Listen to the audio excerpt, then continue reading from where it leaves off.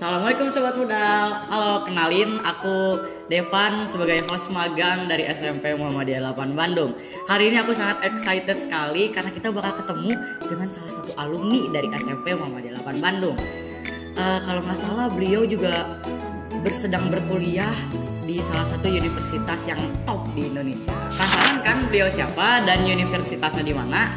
Ikutin terus video ini sampai akhir ya. Let's go. Assalamualaikum Kak. Oke. Gimana nih Kak kabarnya?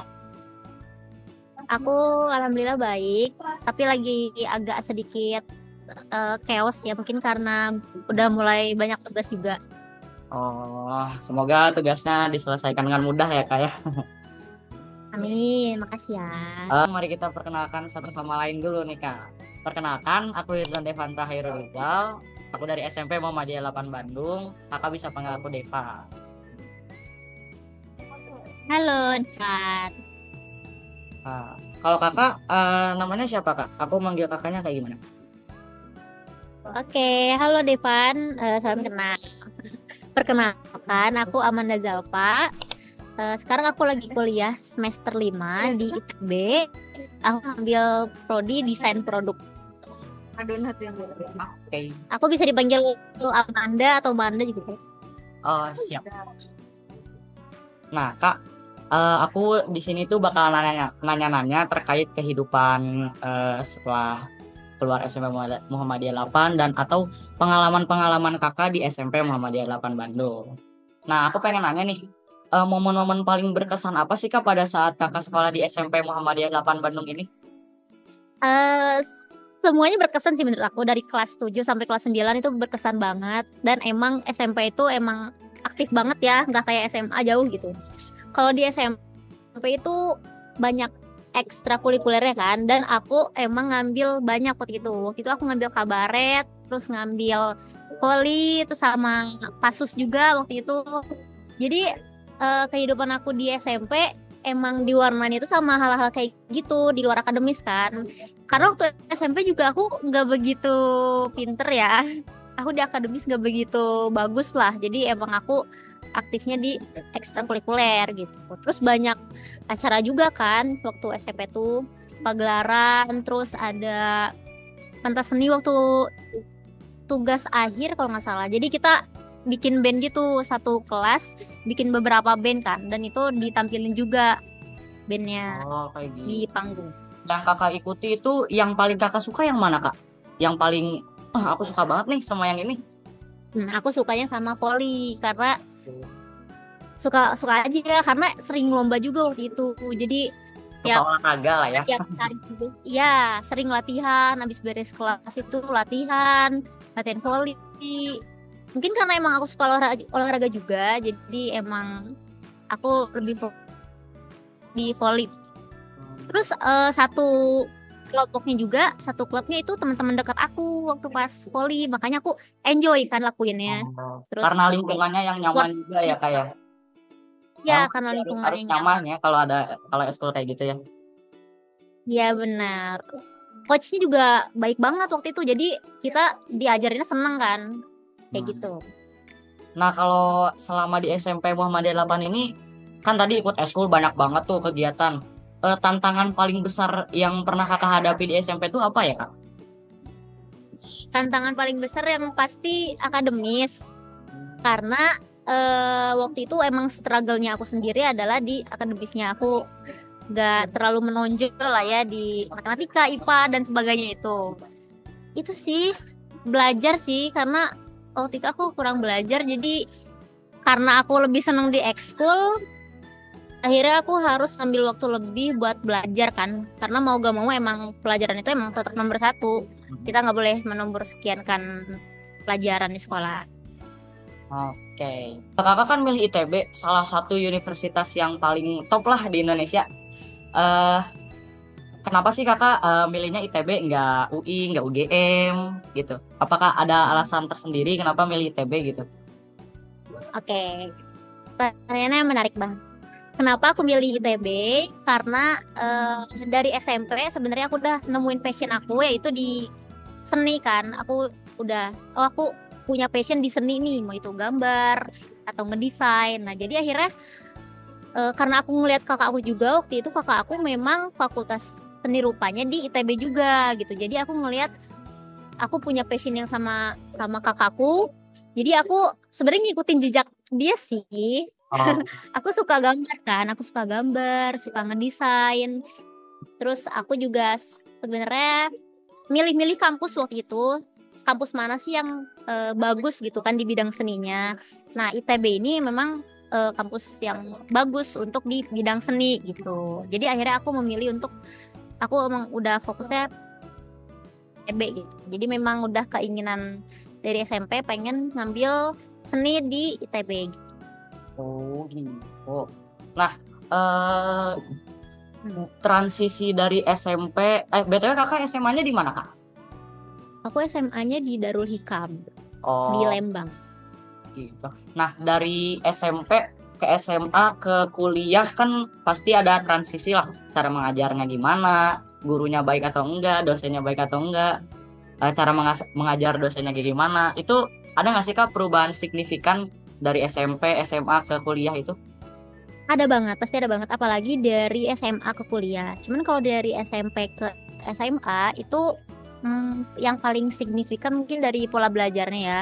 Karena kan beda gitu kalau SMA belajarnya mikirnya buat masuk ke kampus. Tapi kalau pas SMP kita belajarnya untuk ngejar SMA kan. SMA yang bagus nih.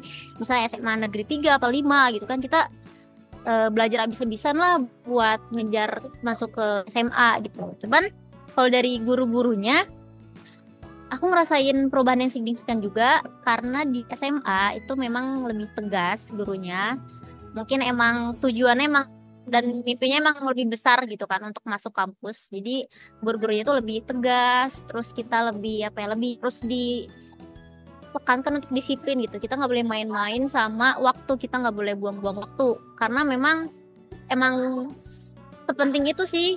Waktu itu beneran memang uang gitu, waktu adalah uang karena emang kita nggak bisa nyanyiin waktu sedih beneran penting buat kita pakai buat belajar gitu, buat kita review tugas misal dan lain sebagainya lah gitu. Terus kalau untuk dosen itu beda banget, jauh banget sama guru SMP dan SMA. Kenapa? Karena waktu SMP sama SMA, walaupun memang gurunya tegas gitu ya, tapi mereka masih mengayomi kita, masih ngejar kita lah kayak, Marda, kamu belum ngumpulin tugas nih, ayo kumpulin ya, ini pembahasannya gini gitu. Kita masih dekat lah sama guru gitu kan. Tapi kalau di kuliah itu, dosen itu nggak apa ya, nggak nyari-nyari kita yang nyari dosen gitu. Jadi dosen tuh bodo amat sama tugas kita. Kamu mau ngumpulin tugas ya udah. Kamu aja gitu ya. mau nilainya bagus, oke. Kalau nggak pengen juga ya udah gitu. Jadi kita masuk kelas, kita nggak masuk kelas, kita ngumpulin tugas apa enggak, dosen itu nggak peduli gitu. Dosen nggak akan negur kita lah.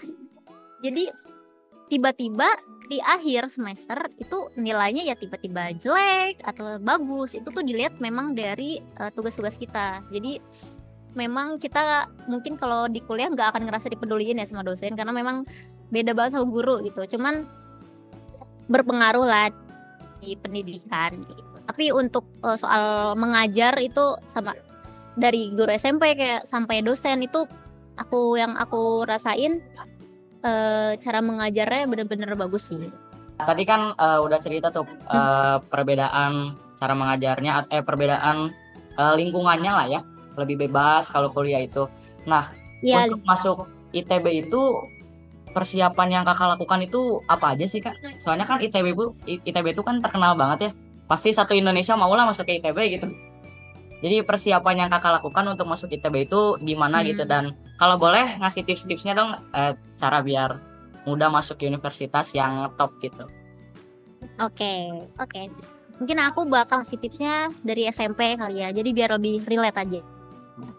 Kalau dari SMP itu kan yang pasti tujuan yang ada paling dekat itu untuk masuk SMA. Nah, kita memang perlu mikirin SMA mana nih yang bagus, yang peluangnya itu banyak diterima di kampus-kampus bagus misalnya UI atau ITB atau IPB gitu. Cuman itu jangan sampai bikin kita terpengaruh dan stres mikirin itu juga, sampai takut kalau masuk swasta kita nggak akan masuk kampus bagus gitu. Enggak, kita boleh mikir sampai wah ini aku bakal kecewa banget nih kalau aku masuk swasta gitu kan. Kita jangan mikirnya gitu. Kita memang bagus punya target mimpi untuk masuk SMA negeri gitu kan, karena memang betul juga peluang untuk masuk kampus impian memang banyak gitu. Tapi hal itu menutupi kalau kalian tuh masih bisa loh, masih bisa berkembang dan masih bisa belajar buat masuk kampus gitu kan, dan peluang untuk diterima di kampus itu masih besar banget.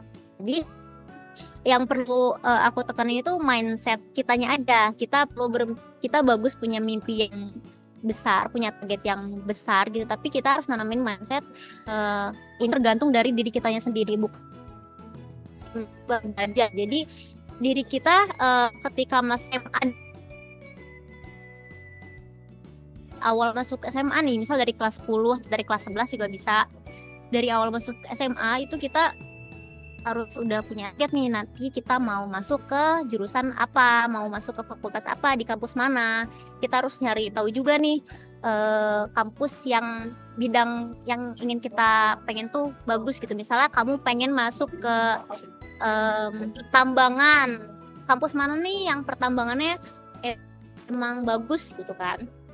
Habis itu baru kita sering nanya ke guru. Nah, saran aku gitu, kita harus sering-sering konsultasi gitu ke guru pelajaran, wali kelas atau guru BK. Kita konsultasi aja, nanti kita yang jangan sampai kita tuh salah masuk jurusan gitu di kampus. Jadi kita sering-sering konsultasi sama guru ya. Aku nih ini di sini, aku sukanya di bidang ini, aku kekurangannya di sini, kelebihannya di sini. Kira-kira kampus mana nih yang cocok buat aku? Fakultas apa yang cocok buat aku? Kayak gitu. Nanti kalau kita udah mantep nih, udah sering konsultasi, udah mantep kita pengen ke fakultas dan jurusan apa di kampus mana, kita mulai nyusun target. Kira-kira kampus ini passing grade-nya berapa? Rata-ratanya berapa nilai ujiannya gitu kan. Nanti kalau kita udah nyusun target nih, kita udah bisa atur waktu belajar kan pasti. Jadi ada beberapa yang harus kita tekenin, pelajarin gitu. Misalnya ada yang pengen masuk kedokteran, itu kan pasti dari awal dia udah fokus nih, aku harus bagus di biologi, di nilai IPA-nya, aku harus tekenin di biologinya gitu misal. Jadi apa yang dia jalanin itu bakal lurus terus sampai target yang dia inginkan gitu. Jadi dia nggak akan kemana-mana nih selama SMA. Kan kalau misalnya kita belum punya tujuan, belum punya mimpi yang targetnya tuh jelas gitu, kita bakal bingung nih waktu SMA. Kita bakal kemana-mana. Aku pengen ke pertambangan misal, tapi aku juga suka nih ke kedokteran, tapi aku pokoknya kemana-mana lah kita, jadi nggak fokus gitu belajarnya. Jadi emang saran aku sering-sering konsultasi gitu, sering cari tahu lah passion kita tuh apa sih sebenarnya, kita tuh sukanya di mana, kita punya kelebihan apa, punya kekurangan apa. Jadi harus tahu tentang diri sendiri lah ya, kayak ya terus tahu tentang diri sendiri. Jadi nanti banyak-banyakin konsultasi, belajarnya juga gitu. enak. Benar. Jadi nanti kita udah tahu nih kita mau belajar apa, kita harus fokusnya di mana gitu. Harapan kakak pas keluar ITB nih, kira-kira mau kerja di mana atau bakal ngapain kak? Jujur aku untuk abis lulus gitu ya, aku belum ada tujuan perusahaan yang pengen aku masukin gitu, yang pengen aku capai. Tapi aku mimpi untuk sekarang nih, aku punya mimpi untuk jadi entrepreneur gitu, untuk jadi pengusaha. Karena dari bidang aku, dari desain produk itu kan kita menghasilkan satu produk lah, kita ngerancang produk nih. Misalnya kita bikin furnitur atau bikin produk-produk tas misal atau sepatu atau apalagi ya, banyak deh produk-produk gitu kan. Itu kita bisa membuka usaha dari situ gitu. Kita bisa bangun brand kita sendiri, bisa bikin produk kita sendiri, terus nanti produknya dijual di pasaran, atau kita bisa masuk ke suatu perusahaan juga dari brand kita, itu bisa banget gitu. Cuman untuk perusahaan tuh aku masih bingung ya sekarang karena aku masih belum tahu mau kemana juga nih habis lulus. Tapi yang aku fokusin sekarang itu ya udah aku serius ngejalanin yang ada di depan mata aku sekarang gitu. Gitu. Nah, kakak kan udah ngelewatin banyak lah dari pendidikannya, dari SMP, SMA, ke kuliah. Itu menurut kakak seberapa penting sih pendidikan ini terhadap hidup kita ke masa depan? Masa depannya bakal gimana? Sepenting apa menurut kakak? Seberapa penting itu penting banget ya. 1000% ya mungkin.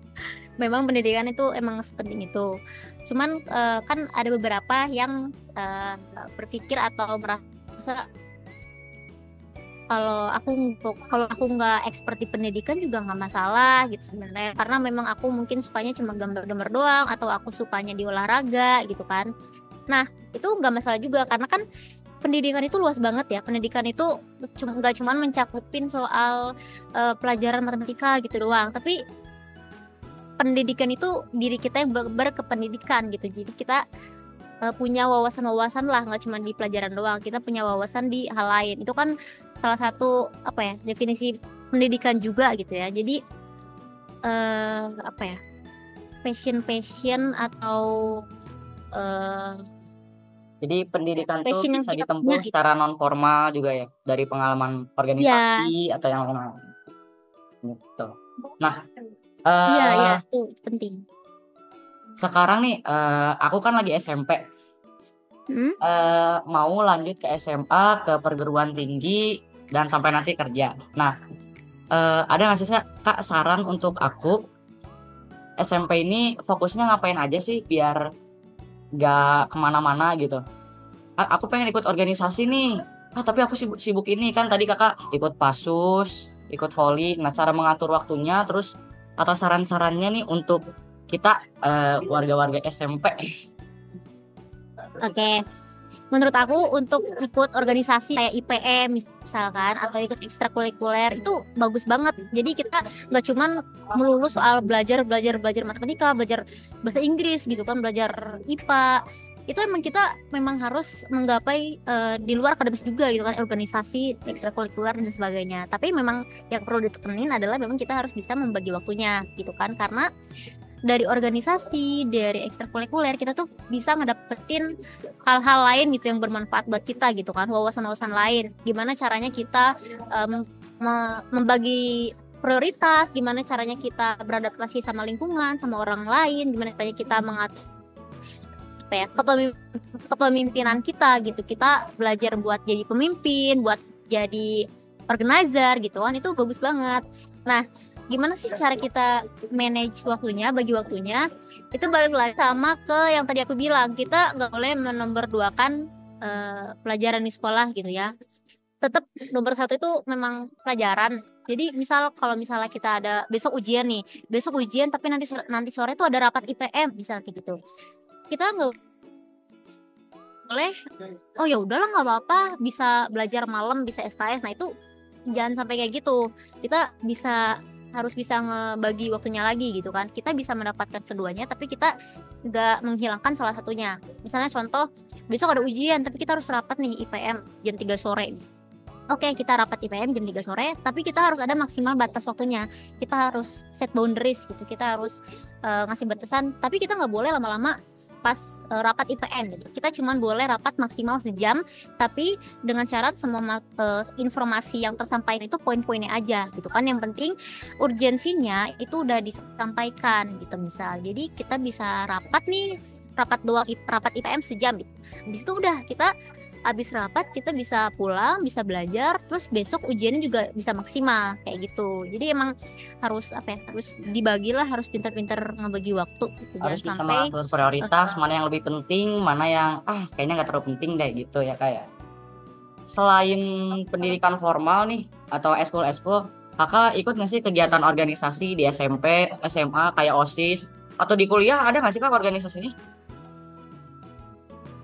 di kuliah banyak banget organisasi, saking banyaknya itu yang bikin kita labil nih kita mau masuk organisasi mana, dan itu emang harus kita harus kita tentuin sih dari awal masuk kuliah. Kita jangan sampai FOMO sama teman-teman kita nih, teman-teman kita ikut organisasi ini tapi teman yang lain ikut organisasi ini, jadi kita banyak banget yang pengen kita ikutin, akhirnya malah jadi bikin akademis itu kurang kayak gitu. Kita emang harus pinter-pinter milih organisasi lah, karena memang kalau di kuliah organisasi itu sebanyak itu, yang banyak banget organisasinya dan memang bagus-bagus gitu kan. Tapi mau organisasinya sebagus apapun, kalau memang itu nggak cocok buat kita, terus kita nggak bisa bagi waktu gitu kan, itu menurut aku percuma juga sih, karena susah diikutinnya juga gitu, kita jadi ketinggalan kan, nggak bisa ikutin organisasinya gitu.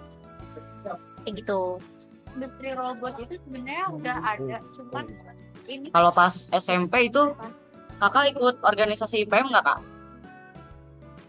Nah, aku nggak ikut IPM, dan waktu itu aku ya pokoknya sebenarnya iri juga sih ya, kenapa sih aku nggak ikut IPM gitu kan. Aku ngelihat temen deket aku ini rapat IPM, ada kegiatan IPM dan bagus kan kegiatannya, jadi bikin aku iri, bikin aku loh kenapa aku nggak bisa ikut ya gitu kan. Ya udah deh, akhirnya aku alihin ke ekskul lain gitu kan. Ya udah deh, yang penting aku ada kegiatannya, aku ikut ekskul aja kayak gitu. Oh gitu. Kalau sekarang kakak lagi aktif di organisasi atau lagi fokus nugas aja?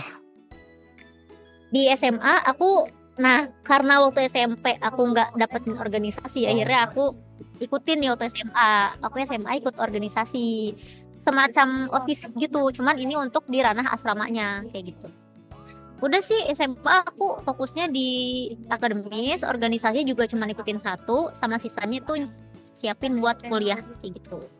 Oh gitu. Jadi biar persiapan kuliahnya lebih matang lah ya kayak. Ya, buat kuliahnya lebih matang, karena waktu awal masuk SMA aku lumayan kegoceh nih. Aku kan awalnya pengen masuk seni rupa desain ITB, tapi ketika aku masuk SMA aku melihat teman-teman aku, ya aku pengen ke psikologi, aku pengen ke kedokteran. Akhirnya aku berkaca sama diri sendiri, aku pantas nggak ya kalau misalnya aku masuk kedokteran gitu, aku pantas nggak ya kalau aku masuk psikologis. Akhirnya aku labil, banyak bingung, banyak pengen. Akhirnya ya udah aku konsultasi lah sama guru BK kan, kayak gitu. Habis itu aku fokus deh mempersiapkan masuk kuliah.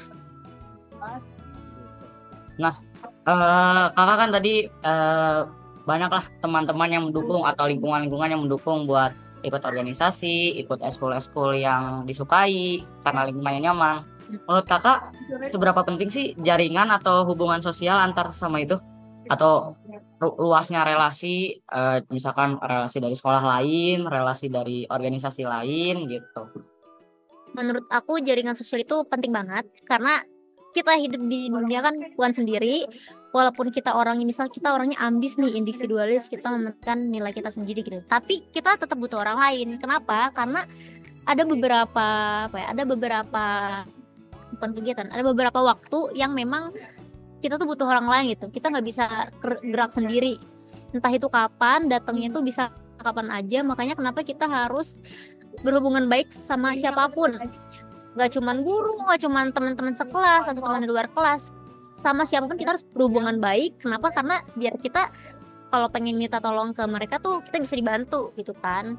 Mau itu teman satu organisasi, relasi itu emang sepenting itu sih. Karena misalnya gini, contoh ya, aku punya peluang di bidang gambar nih, bidang seni. Terus teman organisasi aku tahu nih, wah Amanda oke juga nih di bidang seninya.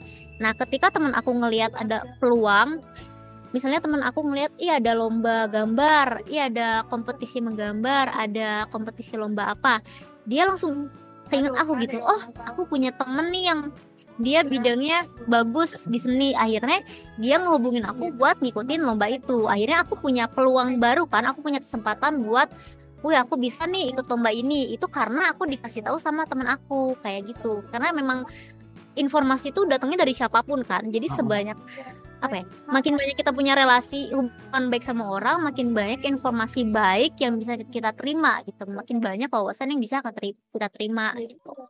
dalam hal apapun, misal kita lagi pengen minta tolong, kita lagi kesulitan soal belajar nih di SMP gitu kan, kita mau ujian nasional tapi kita ada beberapa materi yang kita kurang ngerti, kita kurang paham, kita tahu kita punya teman yang bisa kita tanya, aku gak bisa nih di pelajaran ini, kita bisa nanya sama mereka, mereka bisa ngajarin kita, akhirnya kita sama-sama berkembang gitu, sama-sama bisa ngelakuin ujian kayak gitu. Kayak gitu. Jadi memang Iya, karena sehebat-hebatnya kita masih tetap lah, karena kita manusia merupakan makhluk sosial juga kan, pasti perlu orang lain untuk ngebantu benar, gitu. benar, benar, benar, benar banget. Terima kasih sebelumnya udah mau menyempatkan dirinya, lagi sibuk ngerjain tugas untuk di acara wawancara kali ini. Kalau kakak kangen nih masa-masa SMP, boleh mampir-mampir kalau ada waktu ke SMP Muhammadiyah 8 Bandung, dan semoga tugas-tugas atau urusan kakak dimudahkan, dilancarkan kuliahnya. Mungkin sekian aja ya kak. Terima kasih udah mau mampir juga. Dadah. Assalamualaikum. Makasih banyak juga ya ngobrol-ngobrolnya. Oke. Salam buat guru-guru di sana ya. Siap.